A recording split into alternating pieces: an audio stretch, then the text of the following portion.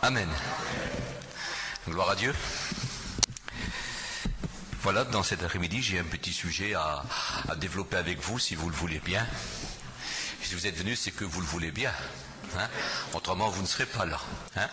Je ne m'attendais pas à voir tant de gens. Il paraît qu'il y avait un mariage. Vous savez comment c'est, hein? Alors, il y a des gens qui aiment bien les mariages. Ben, c'est vrai. Et puis nous, on est ici, la future mariée. Non? C'est bien, hein? Et puis bien sûr, il faut des fois honorer les gens qui se marient, mais sans jamais honorer le divin époux. Non? C'est important, d'honorer le divin époux. Je vous dis ça parce qu'il y a une façon de l'honorer afin d'être exaucé. Parce que parfois on n'est pas exaucé parce qu'on ne l'honore pas comme il le faut. C'est pas moi qui le dis, c'est le prophète lui-même qui dira ces mots, poussé par l'Esprit Saint. Il a voulu que nous le sachions. Il dira, si je suis votre Dieu ou votre Père, mais alors où est l'honneur qui m'est dû en tant que Dieu? Et si je suis votre Père, où est la crainte qui m'est due? Alors autant que Père. Eh bien, ce matin, je veux dire ce soir, cet après-midi plutôt, ça y est, ça va mal, mon sauveur. Hein? Ouais. Eh bien, cet après-midi, je ne vais pas vous faire des reproches à vous, vu que vous êtes là. On va se réjouir ensemble. Dieu a quelque chose à nous donner. Ils ont été étonnés de le voir prier. Mais souvent, c'est vrai, autrefois j'avais une vision un petit peu faussée de ces choses, parce que quand j'entendais quelqu'un qui priait bien, avec des belles paroles, avec une voix puissante, avec des mains qui gesticulaient, avec des genoux qui tremblaient, je me disais, maman, quelle communion qu'il a celui-là, quelle intimité, on voit que lui, il a communion avec Dieu. Et bien j'ai remarqué que dans la Bible, ce n'était pas ça. Ce qui fait la communion, ce qui prouve qu'il y a la communion, c'est l'exaucement. Pas d'exaucement, et il y a un problème. Non? Moi, je vous dis ça parce que c'est pas moi qui le dis, c'est le Christ, qui le fait écrire par son apôtre, vous savez, celui qu'on appelle Jean. Je lis avec vous, si vous le voulez bien, dans la première épître de Jean, chapitre 5, verset 14. Et on lira le verset 15 avec. Voici l'assurance, c'est-à-dire, voilà, là on est sûr. Parce qu'il y a des fois qu'on n'est pas sûr. Mais si vous voulez être sûr, voilà ce qui est écrit. Voici l'assurance que nous avons auprès de lui. Si nous demandons quelque chose selon sa volonté, il nous écoute. Et si nous savons qu'il nous écoute, quoi que ce soit que nous demandions, nous savons que nous possédons ce que nous avons demandé. Tiens. Quelle communion là? Vous parlez d'une prière là? Non? Voulez-vous que je recommence? 1 Jean 5, 14. Voici l'assurance que nous avons auprès de lui. Si nous demandons quelque chose selon sa volonté, il nous écoute. Autrement, il n'écoute pas. Pas de communion. Et si nous savons qu'il nous écoute, quoi que ce soit que nous demandions, nous savons que nous possédons ce que nous avons demandé. Amen. Là, il n'y a pas de commentaire, Il n'y a pas de commentaire possible, mais comment demander selon sa volonté? Ah, ça c'est une autre affaire. Parce qu'on demande parfois des choses qui sont naturelles et légitimes. Et on ne peut pas penser un seul instant que ça ne plairait pas à Dieu et qu'on ne serait pas exaucé. Alors comment faire? Les apôtres, ce sont des Israélites. Et ils savent ce que c'est que la prière. Parce qu'il y a des lois au niveau de la prière. Et croyez-moi, ça prie. Et plus qu'on est devant, plus qu'on est religieux, plus qu'on montre qu'on prie. Même au coin des rues, même sur les places publiques, sous les pignons, tout partout. Ça prie, ça prie, ça prie. Avec des longs filateurs. Et alors on dit, oh, que des prières. Ils savent ce que c'est que de prier. Mais ils ont vu Jésus prier. Je suis persuadé que quand il priait, sa voix ne changeait pas. Parce que j'ai rencontré des gens que quand ils prient, leur voix change. C'est plus les mêmes, on dirait finé. Ils ont changé de voix.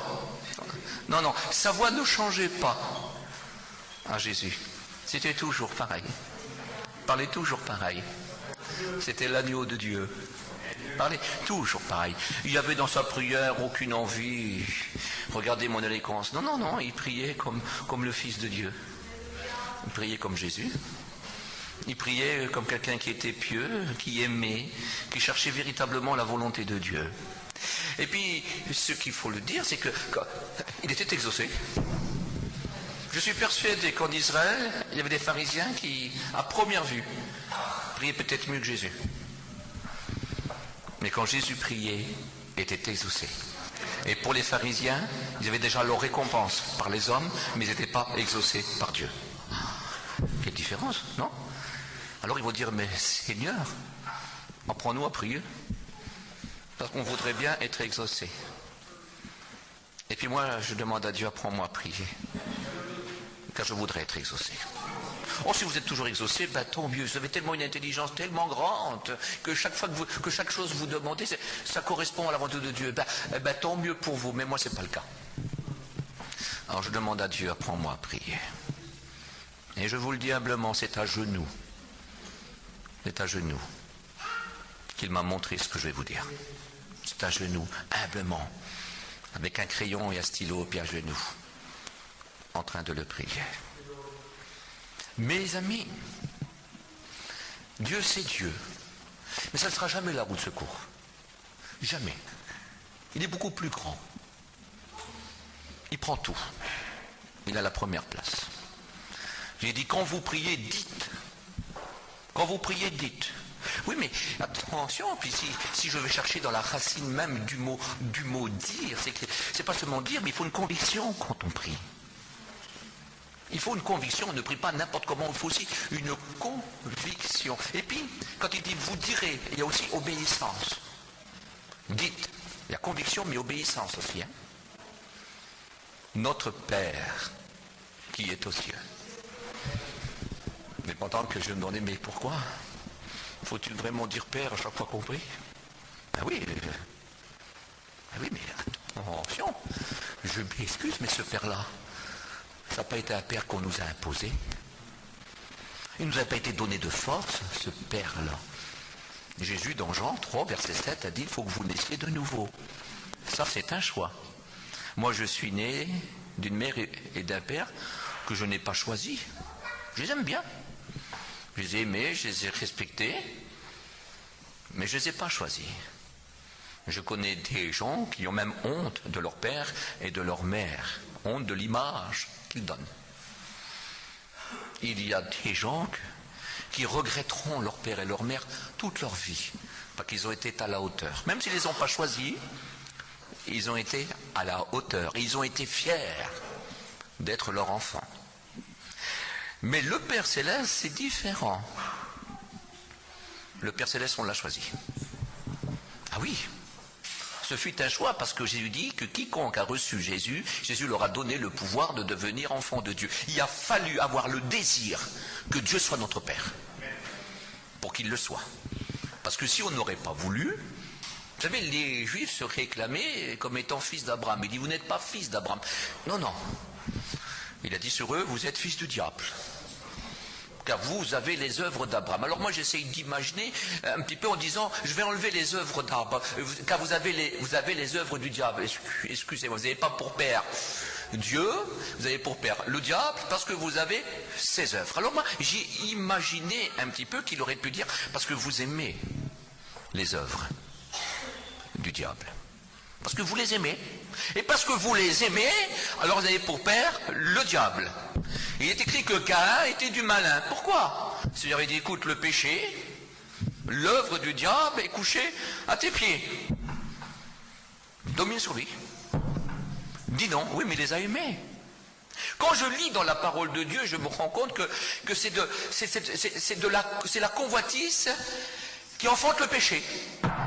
Et quand le péché est produit, quand le péché est consumé, il produit quoi? La séparation d'avec Dieu. C'est toujours un choix. On n'est pas obligé d'aimer le diable pour l'avoir pour père. Vous ne l'avez pas. Alors, je n'accuse personne. Hein? Non, c'est pour vous faire comprendre parce qu'on va aller plus loin après. Il suffit d'aimer ses œuvres pour l'avoir pour père. C'est pas moi qui le dis, c'est Jésus. Tenez, Jean 8,44. Les méchants et les menteurs sont fils du diable. C'est Jésus qui l'a dit. Donc c'est une assurance. Ça. J'invente rien, je reste biblique. On a choisi notre Père. Notre Père céleste. Le Père terrestre, on ne le choisit pas. On le subit ou on en profite. Mais le Père terrestre, le Père céleste, on le choisit. Quelque chose qu'on a choisi. Alors quand on dit notre Père qui est aux cieux, on pourrait dire mon Père que j'ai désiré ardemment. Mon Père que j'ai choisi. Alors vous allez comprendre qu'on ne pourra pas aller plus loin, ce n'est pas possible. Nous avons vécu la vie de notre Père, de notre Père terrestre. Si c'était un alcoolique, on a eu une vie d'enfant d'alcoolique. On a eu un foyer d'alcoolique. On a souffert de l'alcool. Si nous avons eu un père méchant, nous avons vécu une vie de méchanceté. Parce que du méchant vient la méchanceté, c'est ce que le proverbe dit, mais c'est une réalité. Si c'était un foyer de mensonges, eh bien nous avons vécu au milieu du mensonge. Est-ce que vous comprenez? C'était notre vie.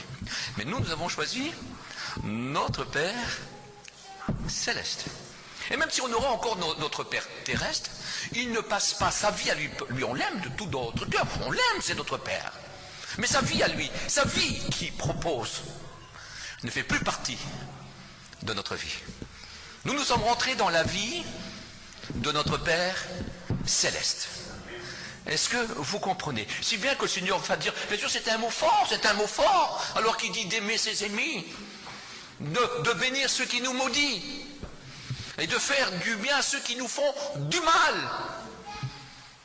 Mais dire celui qui n'haït pas son père, sa mère, ses frères, ses sœurs, ses biens, tout ce qui s'ensuit, j'en passe, n'est pas digne de moi. Et nous avons choisi notre Père. Il faut que quand nous prions, on doit pouvoir dire, tu es toujours notre Père céleste. Ou alors on pourrait dire, si quelqu'un parmi nous serait dégringolé du 3e étage, je veux que tu redeviens mon Père céleste. Parce qu'on a toujours le choix encore. Et ça c'est beau, parce que notre Père céleste est encore meilleur que le Père terrestre, qui est capable d'attendre son enfant. Et Dieu lui ouvrir les bras quand il revient. Notre Père qui est aux cieux, c'est un choix. Moi je ne peux pas, c'est impossible de prier quand la vie du Seigneur est pour moi quelque chose que je néglige. Vous savez que ce premier point, il y en a 9 points. On pourrait faire une réunion entière, et avec les 9 points, on pourrait faire 9 réunions. Mais il faut que j'abrège dans ces 3 quarts d'heure-là. Il faut que ce soit toujours notre désir, mais notre désir le plus profond, c'est notre Père. Il y a toujours le numéro 1. Parce que la Bible dit, si on fait avec négligence l'œuvre de Dieu, on devient le frère de celui qui détruit. On ne peut pas être le frère du destructeur. La Bible dit que la corde à 3 fils ne se rompt pas facilement, mais un seul pécheur détruit beaucoup de bien. C'est-à-dire quand on a choisi le péché. Et le péché, c'est de sortir du contexte céleste. De sortir du contexte spirituel. C'est de sortir de l'univers de notre Père céleste. C'est de ne plus être sous son contrôle. C'est de refuser son contrôle. C'est une révolte. C'est de la rébellion. Mais n'oubliez jamais que les enfants de rébellion sont appelés les enfants de la perdition. C'est ce que la Bible dit. Donc nous ne pouvons pas faire ça. Hein? Quand on prie, quand vous allez prier, dites-le. C'est-à-dire proclamez-le. Hein? C'est pas seulement le croire, mais c'est aussi le proclamer. Et c'est aussi le vivre. Dites. Parce que si vous ne pouvez pas le dire, taisez-vous, arrêtez de prier, ça ne sert à rien. Ou alors repentez-vous et convertissez-vous. Dites notre Père qui est aux cieux. Et puis maintenant, vous allez comprendre tout le reste. Mais il découle. Alors, je ne vais pas vous dire comment il devient notre Père céleste et de quelle façon, mais ça serait beaucoup trop long. Mais il est écrit le 2e point. Que ton nom soit sanctifié. Nous ne devons pas être des sacrilèges. Hein? Nous ne pouvons pas faire blasphémer le nom de Dieu. Ça, ce n'est pas possible.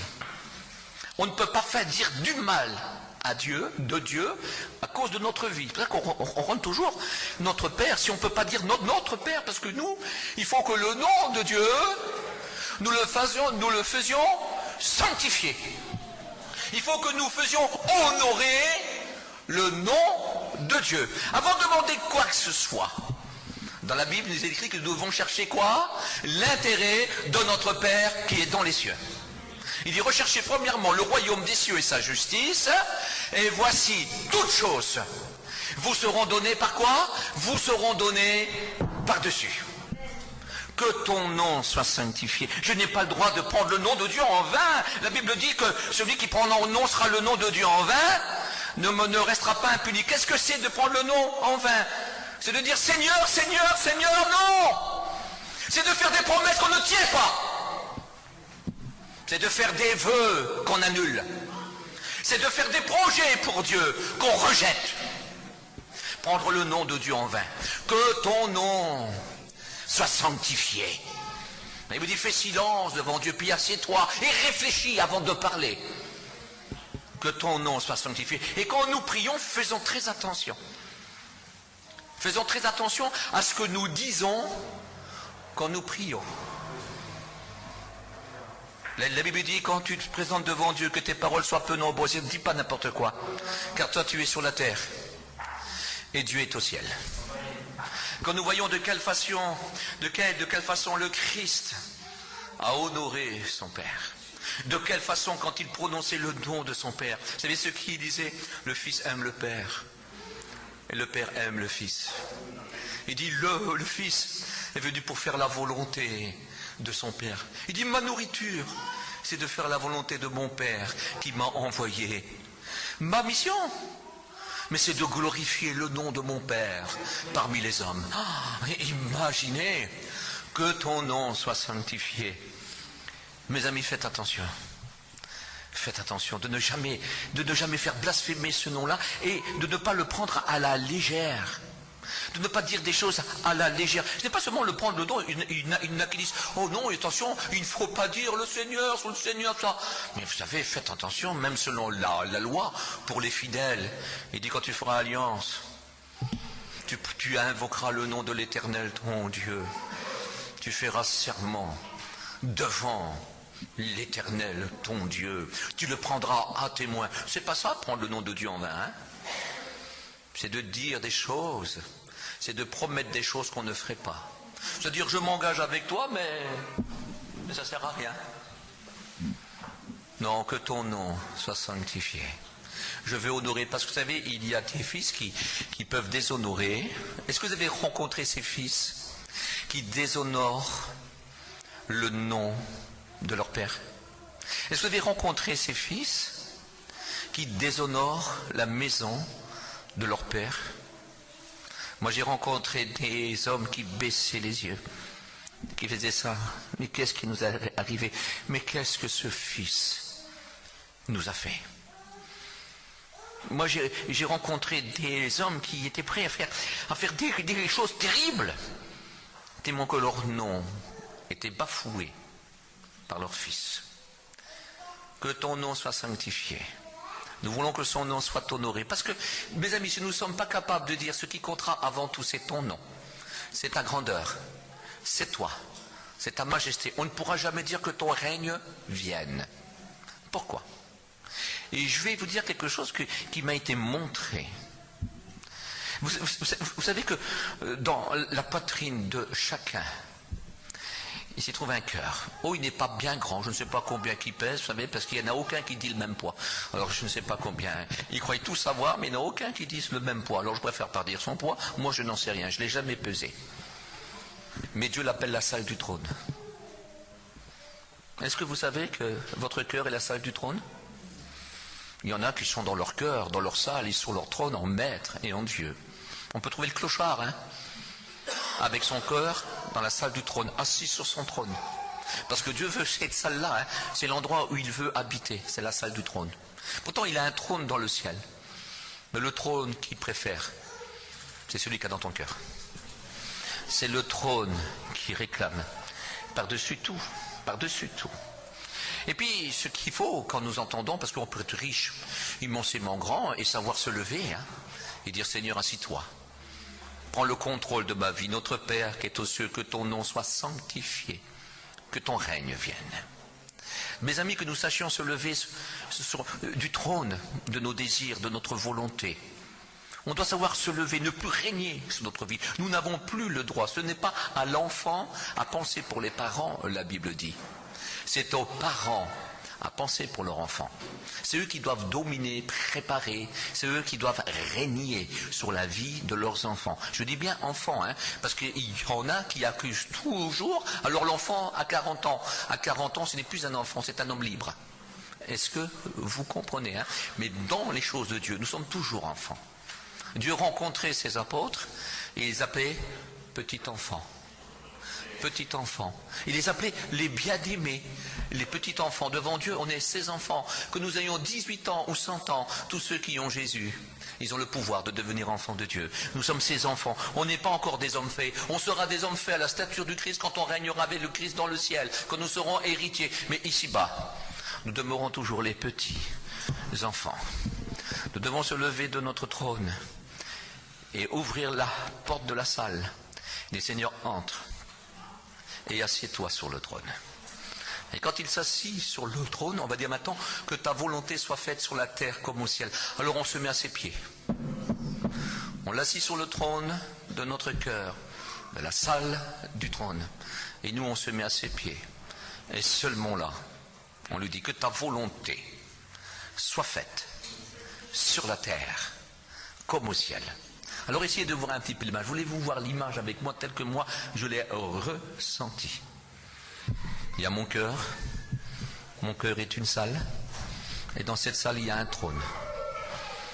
Et ce trône, c'est moi qui étais assis. Je régnais sur ma vie. Même si ma vie n'était pas belle, même si ma vie n'était pas importante, je régnais sur ma vie. Mais voilà, j'ai laissé rentrer Jésus-Christ dans ma vie. J'ai dit, je me tiens à la porte. Si quelqu'un entend et qui me laisse rentrer. Pourquoi je dis ça, ça midi? Parce que tu peux être un chrétien, une chrétienne baptisée, mais tu règnes toujours. Tu ne dis jamais, c'est trop facile de dire, si Dieu le veut, on le fera. Mais de toute façon, même s'il dirait non, tu le ferais quand même. C'est trop facile, oui, si Dieu le veut, que mon oui soit oui, que mon non soit non. Ça, c'est beaucoup trop simple. Il ne faudrait même plus dire ça. C'est se mettre à genoux. Et tant qu'on n'a pas réellement la réponse de Dieu, on ne parle pas. On ne fait aucun projet. Le projet, on l'a là, on n'en parle à personne, on n'en parle pas à l'épouse, parce que c'est souvent le monsieur qui conduit le tout. Il se met à genoux et il demande à Dieu. Et si l'épouse lui donne une petite idée, lui dit ni oui, ni non, il se jette dans son petit coin. Et puis il demande si c'est la volonté de Dieu. Et pas seulement dire si Dieu le veut, c'est se mettre à genoux. Et quand on se lève, qu'on a la certitude de dire Dieu le veut. Et on le fait. Ou on ne le fait pas. Est-ce que vous comprenez ça? Il s'assit sur le trône et moi je me mets à ses pieds. Et là je deviens ce serviteur. Quand je lis dans l'évangile de Luc, qu'est-il écrit? Si quelqu'un veut être mon disciple, et ça revient à la prière, il nous remet cette prière-là, mais d'une autre façon. Si quelqu'un veut être mon disciple, qu'il renonce à lui-même. À se renoncer à quoi? Se renoncer à nos droits, pour ses droits. C'est renoncer à notre grandeur, pour sa grandeur. Parce que n'oubliez jamais que nous ne serons jamais grands. Quand nous sommes devenus des chrétiens aux yeux du monde, on est ces petites choses faibles et folles, sans valeur. Autrefois, nous avons de la valeur aux yeux du monde et certains étaient des véritables artistes. Mais aujourd'hui, le monde ne nous reconnaît plus et ne nous recommande plus. Nous ne sommes plus rien. C'est dommage que nous rencontrons parfois des chrétiens qui n'ont pas renoncé à eux-mêmes et qui veulent une place dans le monde et une place dans l'Église. Et ça, ce n'est pas possible parce que ce sont des chrétiens qui ne peuvent pas dire « Notre Père qui est aux cieux, que ton nom soit sanctifié. » Que ton règne vienne et que ta volonté soit faite sur la terre comme au ciel. Il dira, si quelqu'un veut être mon disciple, si quelqu'un veut venir avec moi, le vrai texte, si quelqu'un veut venir avec moi, si quelqu'un veut rester avec moi, si quelqu'un veut m'accompagner, si quelqu'un veut marcher avec moi, c'est ça le véritable texte. Si je lis dans Matthieu, au chapitre 6, il va dire, en marche, les mendiants de l'esprit, car le royaume des cieux leur appartient. Qu'est-ce que c'est qu'un mendiant? Un mendiant, c'est un pauvre. C'est quelqu'un qui ne peut pas s'offrir. C'est quelqu'un qui doit recevoir. Et dans la vie spirituelle, nous sommes des pauvres, et immensément pauvres. Et on ne mérite pas, on n'a pas de valeur, on n'a pas de mérite, on n'a pas les moyens pour s'offrir ces choses. Alors on devient quoi? Les mendiants de l'esprit. Mais en marche ceci. Sont en avance. Ils avancent, ils sont en progrès constant, ils grandissent de plus en plus, ils marchent en vainqueur constamment. Il dit le royaume des cieux leur appartient. Pourquoi? Le royaume des cieux leur appartient parce qu'il est à leur disposition. Ils sont bénis d'en haut. Est-ce que vous comprenez? Il dit qu'il renonce à soi-même. Et puis, qu'il se charge de sa croix, c'est-à-dire, attention, ma volonté. Vous savez ce qui est écrit? Il est écrit que dans le ciel, les anges sont plus nombreux que nous. Et ils sont plus puissants que nous, mais qu'ils sont soumis. Que ta volonté soit faite sur la terre comme au ciel. C'est-à-dire que moi, je vais tout faire pour que sa volonté soit faite, mais dans ma vie, mais je vais tout faire pour que les gens connaissent son règne et pour que les gens connaissent sa volonté. Alors que vous le voulez, ça c'est une vie qui ressemble à la vie du Christ. Une vie qui n'a pas pensé à lui-même, une vie qui a été qu'une vie de renoncement. Quand nous lisons la vie du Christ, quand nous méditons la vie du Christ, nous rencontrons qu'une vie de renoncement. Il a renoncé à tout. Il avait une maison à Nazareth. N'oubliez pas qu'il fut élevé par Joseph le charpentier.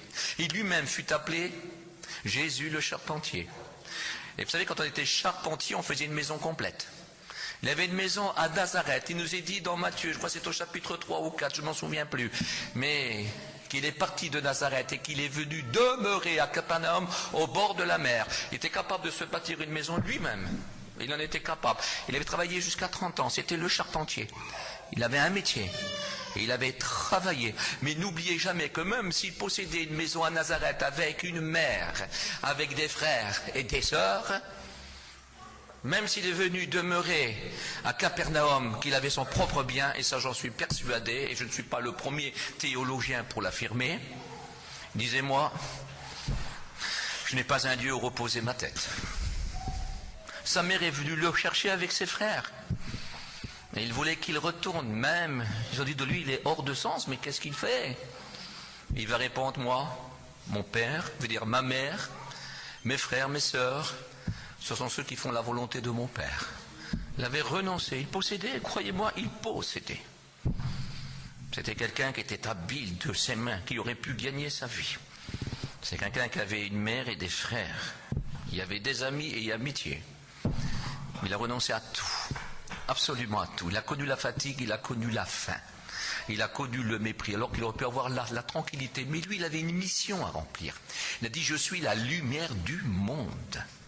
Il est venu pour éclairer ceux qui étaient dans les ténèbres. La Bible dit qu'il a paru pour nous faire passer des ténèbres à la lumière. Il est venu pour détruire l'œuvre satanique et mettre dans notre cœur et dans notre vie l'œuvre de Dieu. Il est venu pour que Dieu devienne notre Père, pour que nous puissions dire notre Père qui est aux cieux. Est-ce que vous réalisez ça? Il dit, si quelqu'un renonce à soi-même alors qu'il se charge de sa croix, parce que c'est quelque chose qui va devenir pesant. Oui, parfois c'est léger, mais parfois c'est pesant. Parce que ça demande des choix et ça demande des sacrifices. Mais dis donc, mais puis là, on a vu les 3 premiers points, il n'y a encore rien pour nous. Il n'y en a que pour Dieu. Il n'y en a que pour Dieu. Les apôtres viennent de faire une pêche miraculeuse. Les barques sont pleines. Ils sont plus obligés de faire appel à d'autres. Et les barques sont pleines, mais arrivés au bord, si on leur dit, laissez tout, donnez-leur tout à eux, venez et suivez-moi. Allez comprendre. Ils ont vu toute la puissance de Dieu, là, se réaliser. Il veut dire, je vous donne tout, vous allez manquer de rien, donnez ça à vos femmes, à vos enfants, à vos pères, à vos parents qui ne manquent de rien, vous, venez et suivez-moi. Ce n'est pas vous qui en profiterez, ça sera eux. Venez et suivez-moi. Nous devons se charger de notre croix, ce sont des ordres constamment. Parce que vous savez, il faudra quand même le servir, même avec l'estomac vide. Il faudra le servir avec l'estomac plein. Il faudra le servir dans les bons comme dans les mauvais jours. Il faudra le servir quand on sera aimé et estimé. Il faudra le servir quand on sera méprisé puis rejeté. Il faudra le servir quand même. Il faudra le servir même quand il y aura de l'injustice, des calomnies, parce que ça, ce n'est pas ce qui manque, malheureusement. Mais il faudra le servir quand même. Il se chargera de ma croix, il se chargera de sa croix, et il me suivra. C'est-à-dire, vous savez, le mot de la croix, c'était la vie du Christ. Il faudra qu'il ait la même vie. Il dit le maître, veut dire le serviteur n'est pas plus grand que son maître. Il dit ce que j'ai fait, il faudra que vous le faites. Ce qu'ils m'ont fait, ils vous le feront. S'ils ont traité le maître de la maison de démons, ils vous traiteront aussi de démons. S'ils ne m'ont pas aimé, ils ne vous aimeront pas. S'ils m'ont haï, ils vous haïront. C'est pas simple, hein? C'est loin d'être facile. Et qu'il me suit. C'est-à-dire maintenant je vais tout lui montrer moi. Il me suit. Moi je marche devant lui parce qu'on ne peut pas précéder cette lumière. Cette lumière qui dit celui qui me suit ne marchera pas dans les ténèbres, mais il aura la lumière de la vie. Jésus était la lumière. Il est notre lumière. Mais cette lumière que nous avons, nous, les gens ne la voient pas. C'est à nous de la montrer. C'est-à-dire que notre vie chrétienne, quand Dieu est devenu notre Père, comme il est celui du Christ, c'est afin que nous ressemblons au Christ et que nous devenons, comme le Christ l'a dit, la lumière du monde. Arrêtez, mes amis, arrêtez de penser qu'à vos petites affaires, au beau salon, à la cuisine, à la belle voiture, à toutes ces choses. Arrêtez de penser à ça. Dieu pourvoira à sa façon quand il voudra, à sa manière à lui. Vous avez une mission à remplir, c'est d'être la lumière du monde. Ah, Jésus était exaucé, mes amis. Jésus était exaucé. Mais je suis obligé de reconnaître que tous ces exaucements n'ont jamais été pour lui, ont toujours été pour les autres. Parce que tous ces demandes ont été pour les autres et rarement pour lui. Il dit, Seigneur, si j'ai parlé, c'est pour eux, afin qu'ils croient. Il dit, Seigneur, je sais que tu m'exauces toujours, car je fais toujours ce que tu m'as demandé. Mais faites attention, ces exaucements ont toujours été pour les autres. Est-ce que vous êtes d'accord? Jésus voyait clair, il entendait, il n'était pas muet, il n'était pas paralytique, il n'était pas lépreux. Jésus, les démons n'osaient pas le toucher, ils tremblaient de lui. Tous ces exaucements, toutes ces demandes, tous ces miracles, tous ces prodiges ont été faits pour les autres. Mes amis, il faut oser le dire. Que beaucoup ne sont pas exaucés parce que ce n'est jamais l'intérêt de l'œuvre de Dieu qu'ils rechercheront, mais leur propre intérêt. Et quand on recherche notre propre intérêt, alors on n'est que dalle, on est applaudi, mais on n'est pas apprécié par Dieu. On peut être applaudi par les hommes et pas être apprécié par Dieu. Faisons très attention. On peut être comme des pharisiens et des pharisiennes. Alors on a l'applaudissement des hommes, mais pas de récompense. On peut avoir déjà la récompense par les hommes, mais pas par Dieu. Quand vous priez, dites, proclamez, reconnaissez, désirez-le encore. Que ce soit votre rêve, votre souhait le plus cher, votre position la plus ferme. Dites, notre Père qui est aux cieux, que ton nom soit sanctifié. Oui, que ton nom soit sanctifié. C'est-à-dire qu'il soit élevé, qu'il soit beau, que jamais il ne soit sali, ni par moi, ni par ceux que je côtoie. Que je fasse de façon que les gens, quand ils entendent parler de ton nom, ils aiment ton nom. Que je ne le souille pas. Et que surtout entre nous, qu'il n'y a pas plus beau que ce nom-là pour nous.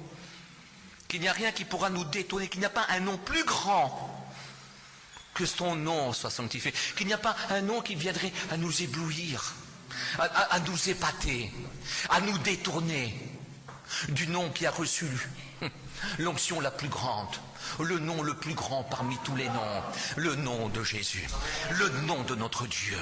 Que ton nom soit sanctifié, que ton règne vienne, que ta volonté soit faite sur la terre comme au ciel. Seigneur, c'est fait dans le ciel, ça peut être fait dans ma vie.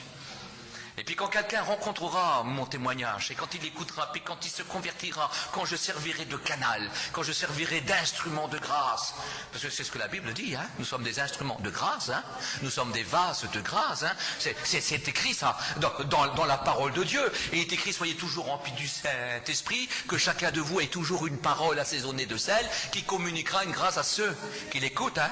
Moi j'aime bien parler de Dieu partout où je suis, dans toutes les circonstances, parce que je veux que mes paroles soient salées, et ça communique des grâces, pas seulement dans la prédication, mais en dehors. Est-ce que vous comprenez? Ça, c'est très ça. Communique une grâce, alors les gens se convertissent. Oui, mais quand ils se convertissent, le nom de Dieu, il le sanctifie aussi. Parce que je l'ai sanctifié, parce que vous l'avez sanctifié, les gens le sanctifient encore. Et puis ils en parleront à d'autres. Le règne de Dieu s'établira, parce que c'est vrai, c'est possible. Jésus l'a dit. Sa volonté peut être accomplie sur la terre comme elle est accomplie dans le ciel. Elle peut être accomplie dans notre vie. Nous avons le droit, mes amis, de vivre selon la volonté de Dieu. Nous avons le pouvoir. Quand on s'est converti, on a reçu le pouvoir des enfants de Dieu. Nous avons le pouvoir de vivre la vie de notre Père terrestre. Si je suis dans la maison d'un roi, je vis la vie d'un prince.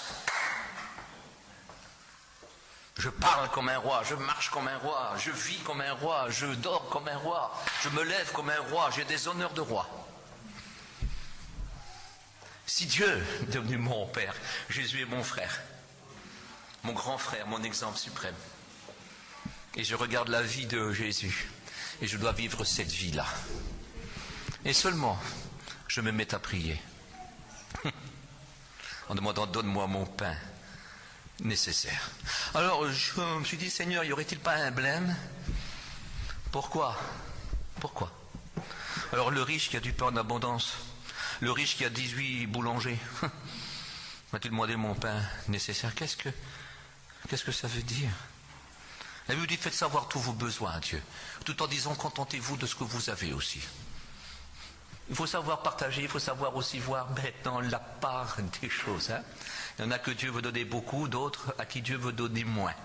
Mais dans toutes les vies, il y a un témoignage à porter. Il faut savoir se contenter de ce qu'on a. Parce que si on est capable de reconnaître que tout ce que nous possédons vient de Dieu, que c'est Dieu qui nous a exaucés, nous sommes capables aussi de se contenter de ce que nous avons.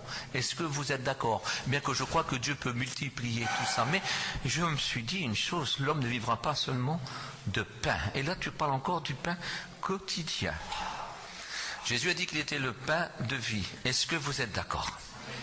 Jésus a dit qu'il était le pain de vie. Bien sûr qu'il va pourvoir à nos besoins, comme il pourvoit aux besoins des oiseaux qui n'ont pas le droit de s'inquiéter et qu'ils ont été créés d'une façon à ne pas s'inquiéter, à chanter le matin comme au soir. Et même si dans la journée ils ont eu un grand malheur, un grand problème, ils vont encore chanter. Parce que Dieu les a créés comme ça. Et moi je crois de tout mon cœur, nous n'avons pas le droit d'être plus tristes quand même que les oiseaux. Non? Si Jésus le dit, qu'on a plus de valeur qu'eux et qu'on peut toujours se réjouir, comme il est écrit, réjouissez-vous sans cesse. Il est quand même écrit aussi, priez sans cesse. Puis il est aussi question d'être toujours rempli du Saint-Esprit, toujours rempli du Saint-Esprit, priez sans cesse, soyez toujours joyeux et réjouissez-vous toujours. Ça veut dire ce que ça veut dire. Alors je me suis dit, Seigneur, nous avons besoin de pain. Toi, jour après jour, tu pourvois. Notre vie spirituelle, mes amis, sera pourvue à condition que notre condition de vie, que nos pensées, que nos désirs ne changent pas.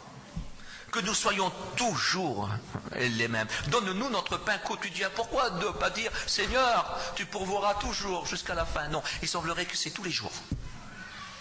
Nous devons demander à Dieu le bien-être.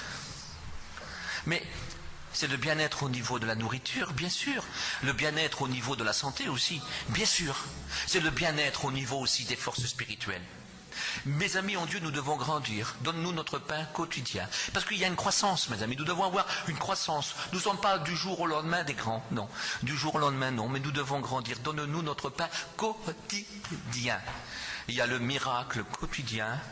Il y a la croissance spirituelle quotidien, il y a les soins journaliers quotidiens, il y a les ordres de Dieu quotidiens. Donne-nous notre pain quotidien, donne-nous notre nécessaire.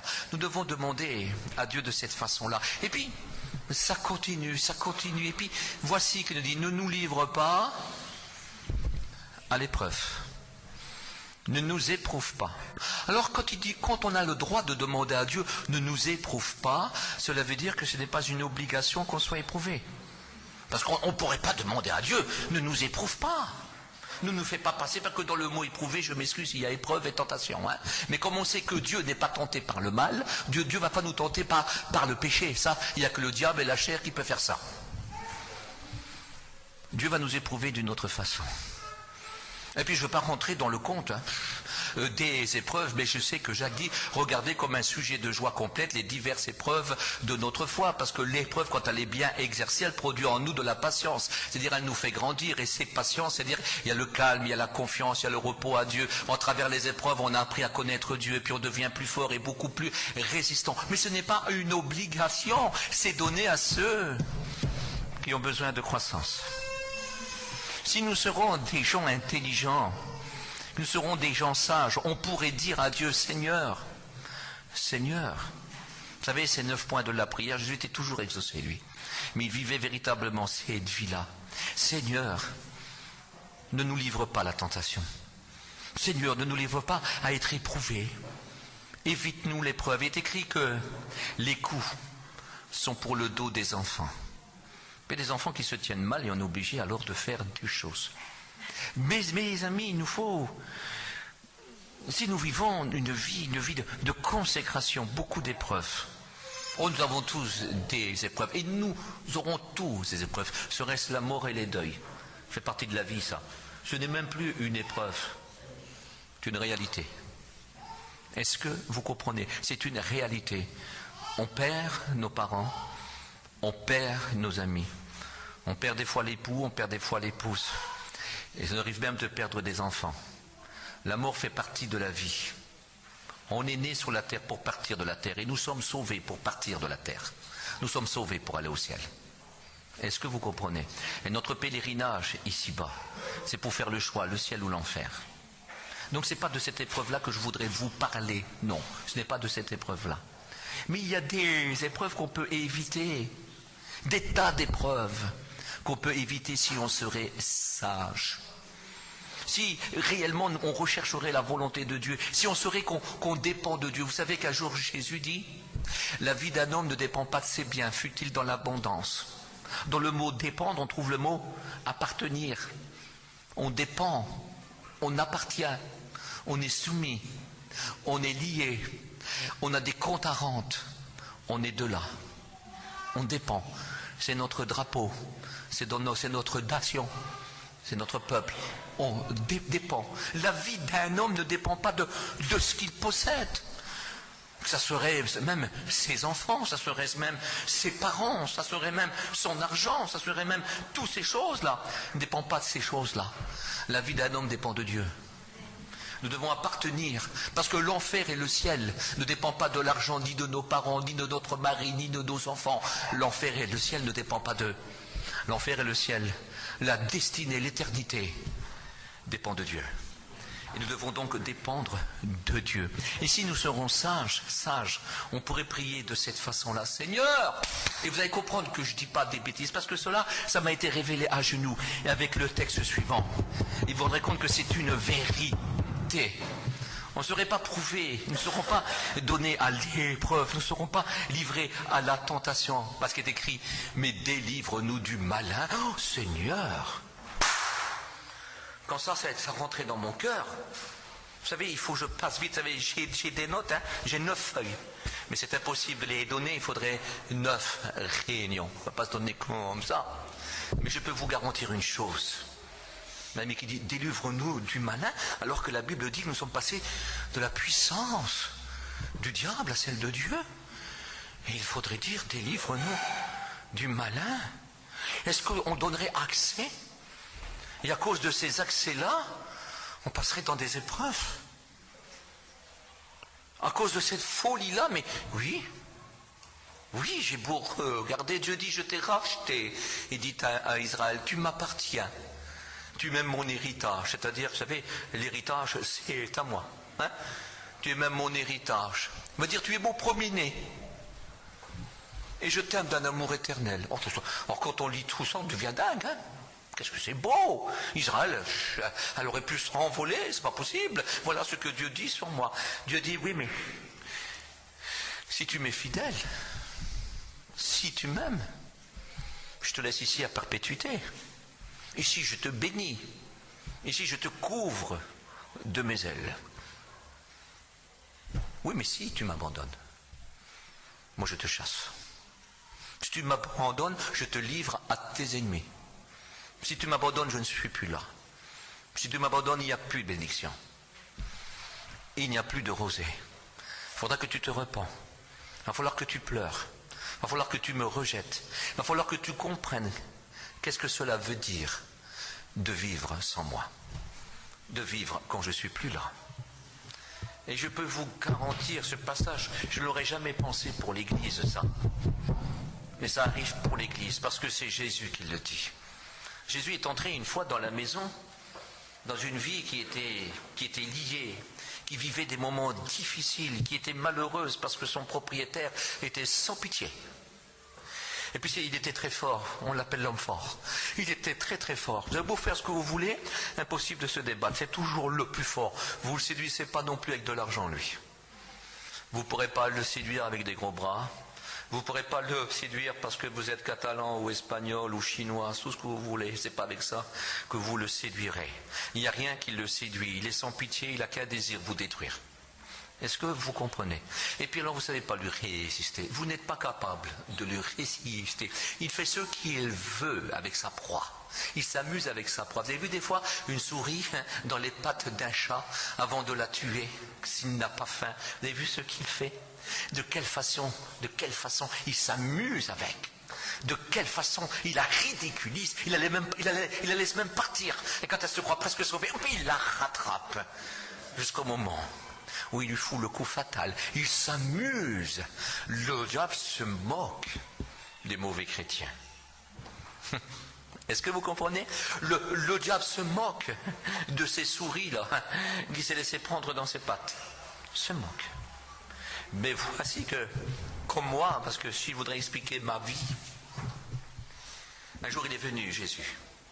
Puis il a pris l'homme fort qui était dans ma vie, qui me tenait lié, qui jouait avec moi avec sa patte. Et puis il l'a jeté dehors. Et puis il a pensé mes plaies, il a changé ma vie, m'a donné une nouvelle vie, parce que c'était plus le même maître. C'est une autre mentalité, c'est un autre monde, une autre vie. Et puis moi je l'ai gardé, puis je le garderai toujours.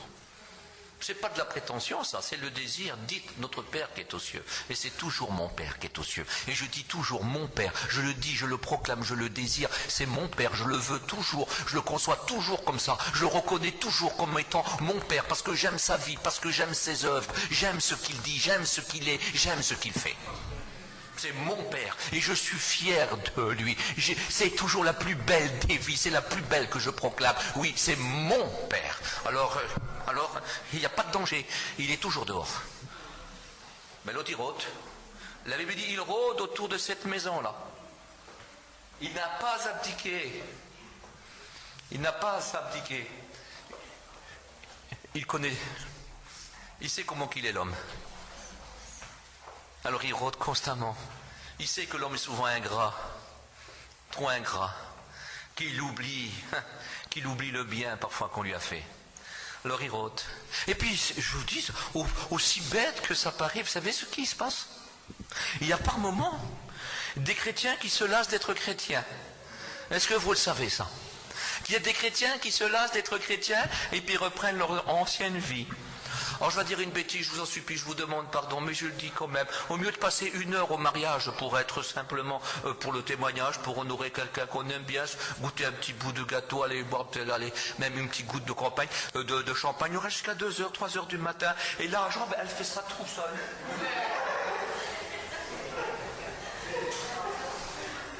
Et c'est plus une coupe de champagne.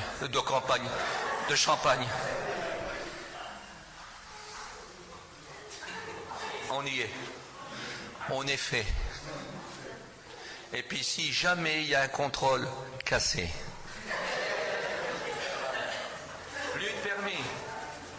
Et puis on dit à sa fille, gentil ma fille, hein, faut que tu te tiens bien. Mais pour des sévères, attention, on est des gitans, des andalous, des hongrois, des mandouches, attention, hein. Ah mais là, la fille, elle se défoule. Puis c'est fini, on ne voit plus rien. On a oublié ce qu'on est. On a oublié que nous sommes des chrétiens. Est-ce que vous comprenez ça? Moi je le dis parce que je ne suis pas venu pour plaire. Hein. Vous savez, je vous le dis tout de suite, je ne suis pas venu pour plaire.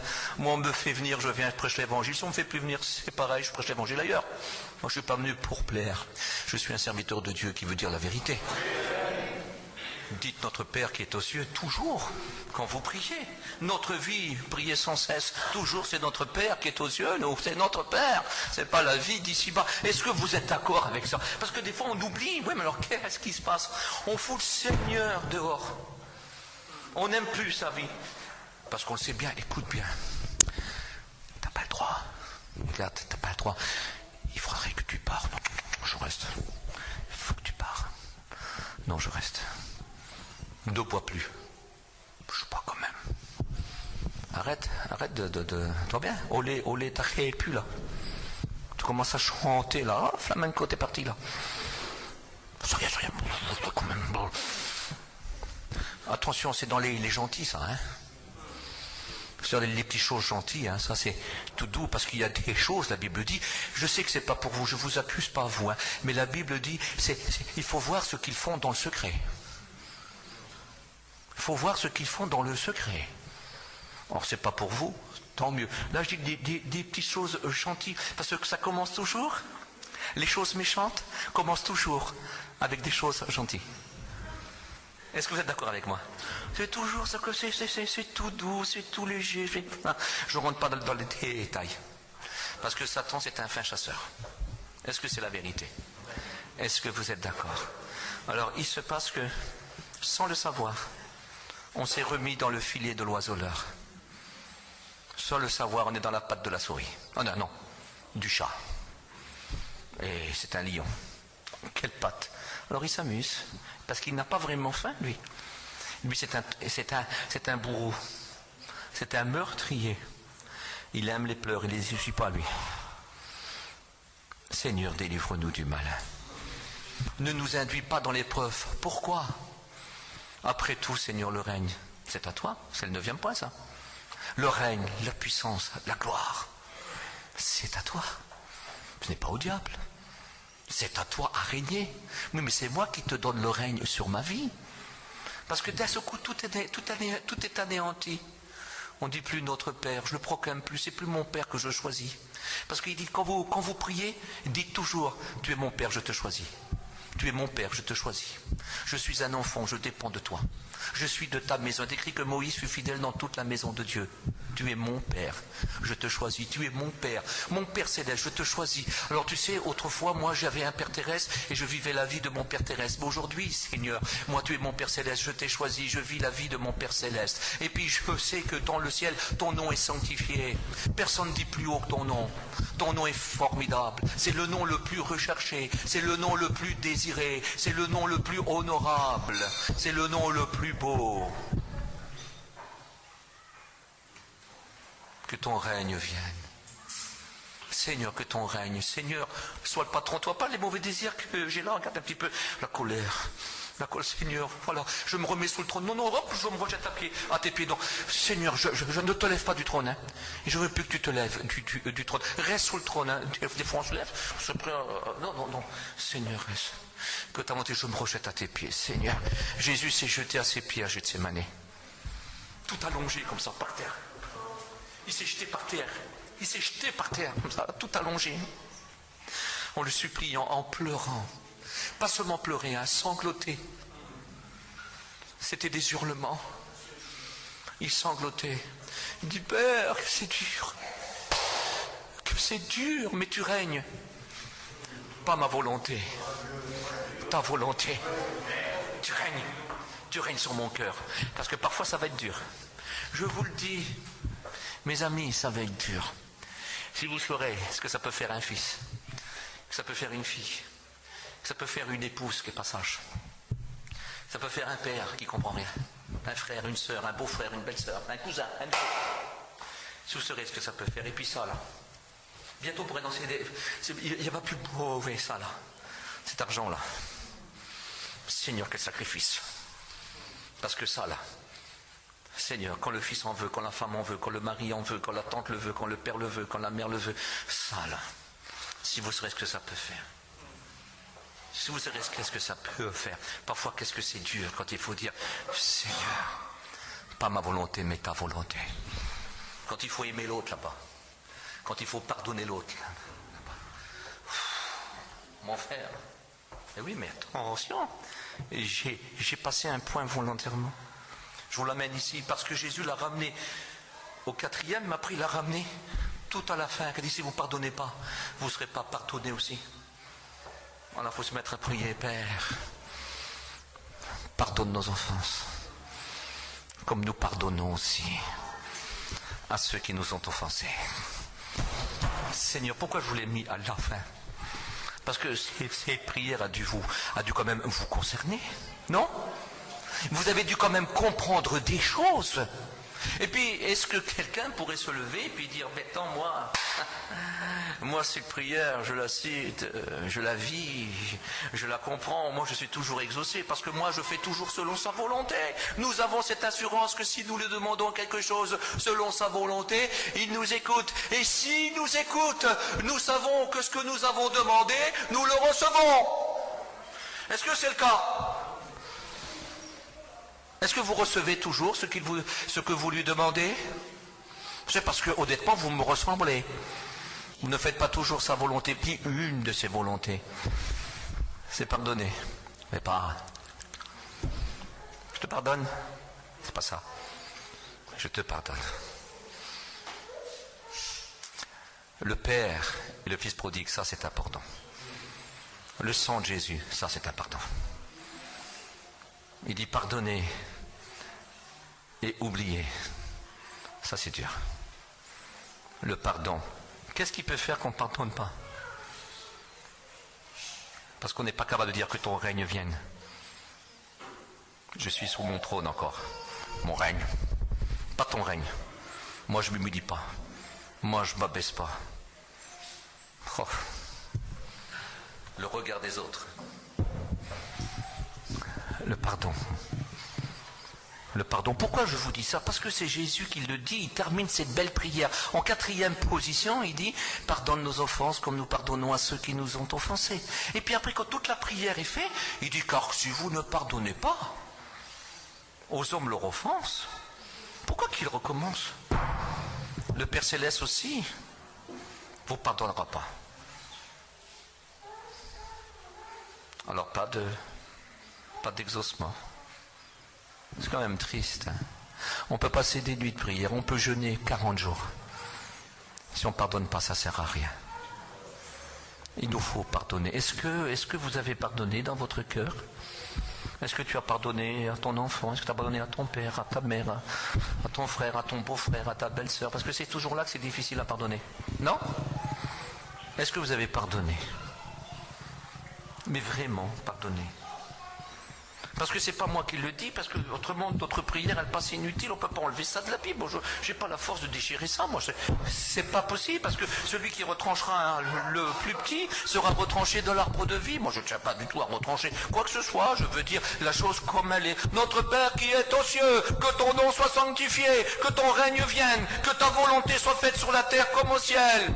Pardonne-nous nos offenses comme nous pardonnons à ceux qui nous ont offensés. Donne-nous notre pain quotidien. Ne nous induis pas dans l'épreuve. Délivre-nous du malin. Car c'est à toi seul qu'appartient la puissance, la gloire et le règne au siècle des siècles.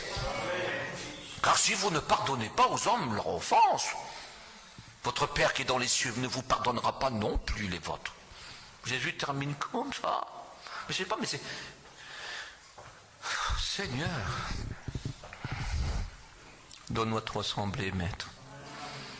Donne-moi de... Moi, j'ai du mal à pardonner, si vous saurez. Donner un bout de pain, je sais le donner. Une place chez moi, je sais le donner. Prier tout ami avec vous, ok. Jeûner, oui.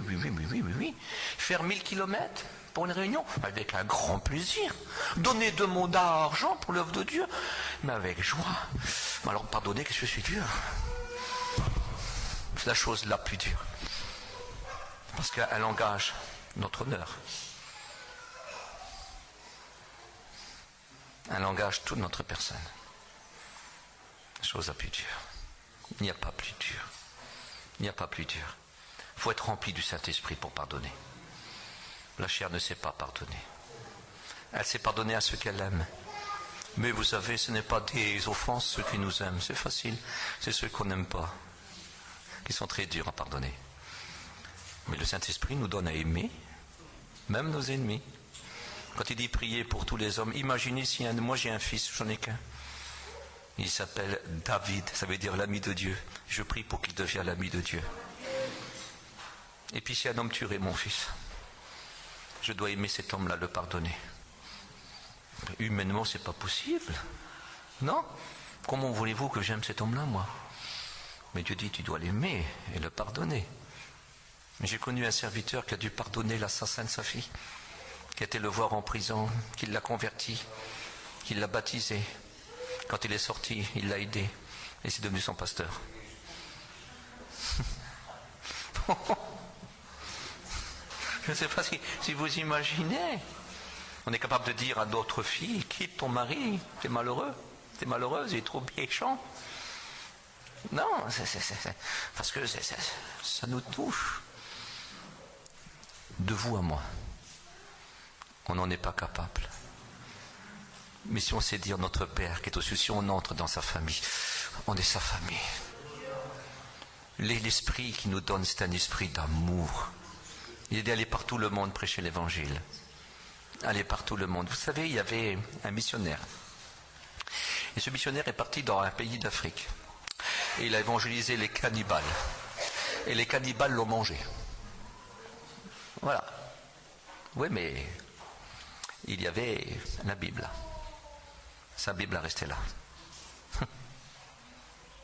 Est-ce que vous comprenez? Ils ont commencé à lire cette Bible-là. Parce qu'il y avait un de ces cannibales, pour devenir grand et célèbre, malgré qu'il était cannibale et qu'il bouffait tout le monde. Il est parti dans les grandes écoles européennes. Et il est revenu chez lui. Et quand il est revenu chez lui, il est devenu un homme très très important, très coté. Il était cannibale, issu de cannibale, et il avait mangé pas mal de gens. Il a lu la Bible, de ce missionnaire qui est resté là. Et puis il a vu que Dieu était vivant, que Jésus était son fils. Et il s'est rendu compte que Dieu lui pardonnait d'avoir mangé le missionnaire. Et il s'est converti. Puis il ne fut plus cannibale. Est-ce que vous comprenez ça? Dieu a pardonné aux hommes qui avaient tué le missionnaire, qui l'avaient mangé. Est-ce que c'est grand ça? Mais c'est grand ça. Nous devons pardonner. Ce n'est pas possible. Il faut naître de nouveau. Il faut que vous naissiez de nouveau. Il n'y a que par Jésus. Quand vous n'arrivez pas à pardonner, quand je n'arrive pas à pardonner, pourquoi j'insiste sur ça? Parce que c'est la chose la plus dure qui nous est demandée. Parce qu'on peut offrir même son corps en sacrifice et donner ses biens aux pauvres, mais si on n'a pas l'amour, on n'est rien. Quand vous n'arrivez pas à pardonner, parce que parfois pour moi c'est immensément dur, ça m'a duré des fois des mois avant de pouvoir pardonner. Je le dis à ma honte, hein. Des mois et des mois, ça me revenait toujours. Quand je voyais la personne, bonjour. Mais il ne méritait pas de pardon, je ne pouvais pas l'aimer, je lui en voulais. Je lui aurais jamais fait de mal parce que Dieu ne voulait pas. Mais moi j'étais rongé, je ne l'aimais pas. Il m'a fallu prier, prier, prier, prier, prier. Seigneur, donne-moi tes sentiments. Et puis d'un coup, dans la prière, en demandant un pardon pour moi, pardonne-moi. Seigneur, mais oui, mais je te pardonne, mais regarde là. Alors j'ai compris là, mes yeux souffrent, tu me pardonnes. Alors je le pardonne. Et quand je recevais mon pardon, je recevais aussi la force de pardonner l'autre. Et je le pardonnais véritablement quand je le voyais, quand je la voyais, je plaisantais, je rigolais, j'étais heureux, j'étais joyeux. Mes amis, on sera toujours délivré du malin quand on pardonne. Parce que le mot pardonner, c'est s'oublier soi-même, c'est aussi s'écraser, c'est aussi passer pour rien, c'est ne plus rechercher son honneur, ce n'est plus rechercher la grandeur, c'est de n'être plus rien, c'est d'être au service des autres, c'est devenu l'esclave d'un autre, c'est de chercher rien, aucune gloire. L'homme qui sait pardonner, c'est un homme parfait. La femme qui sait pardonner, c'est une femme parfaite. C'est quelqu'un rempli de l'Esprit Saint. C'est quelqu'un qui peut crier et dire « Notre Père qui est aux cieux, que ton nom soit sanctifié. » Qu'est-ce que c'est beau, non? Quand nous savons pardonner, Seigneur, apprends-moi à pardonner. Apprends-moi, parce que ça c'est dur. Mais il dit, mais Seigneur, il dit, car si vous ne pardonnez pas aux hommes leurs fautes, votre Père qui est dans les cieux ne vous pardonnera pas non plus. Oh, c'est pas des beaux messages ça, hein? Non, c'est pas beau, hein? Il faut mieux des beaux messages, gais, joyeux, on se lève, on tape des mains, on applaudit, on fait des sauts de singe. C'est beaucoup mieux ça. Hein. Ça, c'est des messages embêtants, ruinants. Hein, c'est des messages qui nous donnent à ruminer, qui nous rendent insatisfaits. Mais ce sont les messages que nous avons besoin d'entendre en l'an 2007. Ce sont ces messages-là que nous avons besoin d'entendre. Des choses à l'extrême, à l'extrême, à l'extrême. Nous devons savoir les pardonner. Et ça, c'est un miracle de Dieu. Voulez-vous que nous prions ensemble? Il ne faut pas que le diable ait du pouvoir sur nous. Quand il trouve, vous savez, la Bible dit, il ne faut pas que la colère, que notre colère, il pourrait y pousser des rejetons d'amertume. Ayons le pardon. Aimons nos frères, aimons nos sœurs, sachons pardonner. Pardonnons les beaux-fils, pardonnons les belles-filles, pardonnons les beaux-pères, les belles-mères. Qu'est-ce que c'est casse-pied pourtant? Pardonnons les beaux-pères, les belles-mères. Pardonnons notre père. Pardonnons notre mère. Seigneur, moi j'ai ma mère, mais puis vous savez, je ne vais pas rentrer dans les détails. Aujourd'hui, elle a 76 ans, je prie pour que Dieu la laisse en vie. Dieu m'a donné de l'amour pour ma mère comme ce n'est pas possible. Et si elle ne se convertit pas, j'aurai l'impression d'avoir raté ma vocation, de ne pas être un vrai chrétien et un vrai serviteur de Dieu. C'est que je n'ai pas pu lui montrer l'amour et la grandeur de Dieu. Est-ce que vous comprenez? Moi j'avais un père qui était un tyran. Vous savez ce qu'on appelle un tyran? Vous avez vu le film Les Misérables? J'étais pire que Cosette, moi. Croyez-moi, c'était pas tout rose. Hein. C'est un tyran. Mais un tyran, ce qu'on appelle un tyran, un homme vraiment, vraiment méchant. Et je le détestais. Une âne, mon sauveur, une âne. Et à l'âge de 22 ans, je me suis converti. À l'âge de 14 ans, je suis parti avec un rêve. Si je chope un jour, qu'est-ce qu'il va déguster ce garçon-là? Mais à 22 ans, j'étais pardonné par Jésus. Puis il m'a dit, tu vas prêcher l'évangile. Ah, tu vas prêcher la grâce et le pardon et l'amour. Ah. Et puis j'ai vu mon père, mais alors écoutez, une grandeur, c'est pas possible. Il faisait 1m60, mais là je l'ai vu comme une montagne devant moi. Comment je vais faire, Seigneur? J'ai été chez mon père.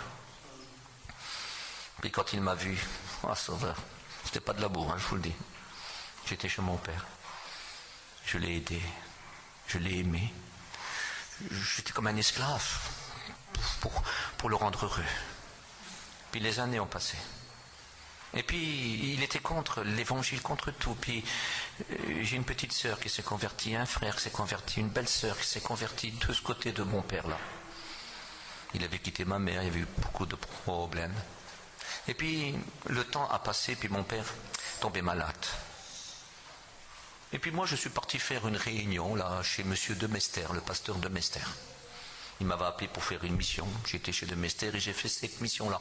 Il y a très longtemps de ça, j'étais qu'un étudiant. Et puis j'ai commencé à prêcher l'évangile, et puis je vais dire à un de mes frères, écoute, si tu le vois au niveau de mon père, il dit, s'il n'est pas gentil, ben, qu'il soit poli, qu'il vienne pour une fois. Pourquoi je dis ça? Avec lui, il fallait mieux pas parler de cette façon-là. Mais il est venu, je l'ai vu au fond là-bas. Ah. Et j'ai prêché l'évangile. Quand j'ai eu fini de prêcher l'évangile, à l'appel, il est venu devant, puis il pleurait. J'avais trouvé mon père. Il me regardait comme un père là. Le diable était en lui, il était parti. Il avait rencontré Jésus. J'ai dit alors, mon père, c'était pas de sa faute qu'il était méchant. Mon père n'est pas méchant. Et puis je l'ai aimé là. Là, je l'ai aimé. C'était mon père, c'était un autre homme. C'était le diable. J'ai réalisé que c'était le diable qui l'avait rendu comme ça. Puis, et quelques temps après, mon père est tombé malade, bien sûr, et le voici à l'hôpital, et j'avais toujours peur pour son salut. J'ai dit, Seigneur, est-ce que vraiment il est sincère? Il avait arrêté de boire, il avait arrêté de fumer, il parlait du baptême, mais j'avais tellement peur parce que je l'avais écouté jurer Dieu toute sa vie. Les paroles qu'il pouvait dire sur Dieu, cet homme. Et moi, je l'avais pardonné de tout mon cœur. Et le voici à l'hôpital, il se fait opérer, mais ils n'arrivent plus à le ranimer.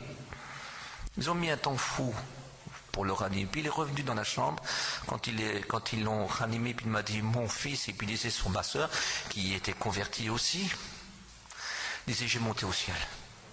Si vous serez comme c'est beau. Et puis il pleurait, puis il pleurait, puis il pleurait, si vous saurez comment c'est le ciel. Il dit, toute ma vie je l'aimerai. Puis je veux que tu me baptises. Je veux que tu me baptises, je veux suivre le Dieu de mon fils. Et voici que le lendemain, alors qu'il était comme vous et moi, le lendemain, mon père est mort, puis on n'a pas eu de chagrin, il était parti au ciel. On avait cette assurance-là. Il faut pardonner son père. Il faut pardonner sa mère. Il faut pardonner son frère. Pardonner sa sœur. Son oncle, sa tante. Son beau-fils. Sa belle-fille. Le petit-fils. L'ennemi qui est à côté, qui ne vous aime pas. Pardonnez-leur.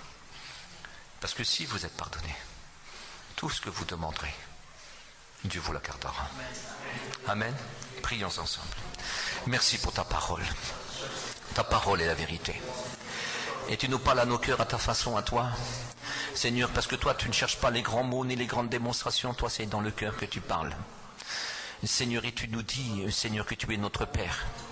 Et que tu es le Père qu'on a choisi, et que tu es un Père bon, compatissant, et que tu nous as fait rentrer dans ta vie, et tu nous donnes tes moyens à toi, tes armes à toi, ta langue à toi, ta vie à toi. Tu nous fais marcher comme toi, Seigneur. Tu nous mets en nous tes saints désirs par le moyen de l'Esprit Saint, et tu les rends possibles par la puissance même de ton Esprit. Seigneur, merci, Père Céleste. Étends tes bonnes mains. Donne-nous à aimer, parce que si on aimerait plus, peut-être qu'il y aurait deux salles à la place d'une. Seigneur, donne-nous à aimer plus. Et il n'est pas trop tard, Seigneur, parce que tous ceux que tu veux sauver, Seigneur, tu les sauveras, mais tu veux nous préparer à pouvoir, Seigneur, les chercher et à pouvoir les accueillir. Seigneur, donne-nous à changer. Nous voulons te demander maintenant selon ta volonté, mais ne plus rechercher notre propre satisfaction, car nous ne serons jamais exaucés. Nous voulons faire selon ta volonté. Oui, règne, rentre dans la salle du trône et assis-toi sur le trône, et que ta volonté soit faite. On veut se mettre à tes pieds. Seigneur, toute notre vie, Seigneur, ça sera pour faire connaître ton beau nom. Seigneur, oui, pardonne-nous, comme nous pardonnons. Pourvois notre nécessaire dans cette vie, Seigneur, dans tout ce que nous avons besoin au niveau spirituel, Seigneur, comme au niveau de la vie. Donne-nous selon nos besoins, Seigneur, d'autres dieux, et qu'on soit sage, qu'on ne passe plus dans des épreuves, Seigneur, afin que tu nous changes, Seigneur, que Satan n'a plus de pouvoir sur nous. Délivre-nous du malin, dans le nom de Jésus. Amen. C'est simple, hein? Vous avez trouvé un message plus simple? Vous attendez un mieux que ça, hein? Et vous saurez l'efficacité, si vous mettez ça en pratique aussi. Quelle efficacité. Le Seigneur enseignait là à des petits hommes, des Galiléens. La plupart ne savaient pas lire ni écrire, mais ils pouvaient le comprendre. Mais si vous allez en Afrique, les petits Africains qui ne savent pas lire ni écrire comprennent ce message-là. Si vous allez en Chine, tout retiré au petit bout là-bas, les petits paysans de la Chine, là-bas, près de leur petite rizière, ils la comprennent. Puis les grands riches qui sont assis sous des trônes, les empereurs, ils la comprennent aussi. Parce que ça, c'est une prière que tout le monde doit connaître. Notre Père qui est aux cieux. C'est notre Père, notre famille. Que Dieu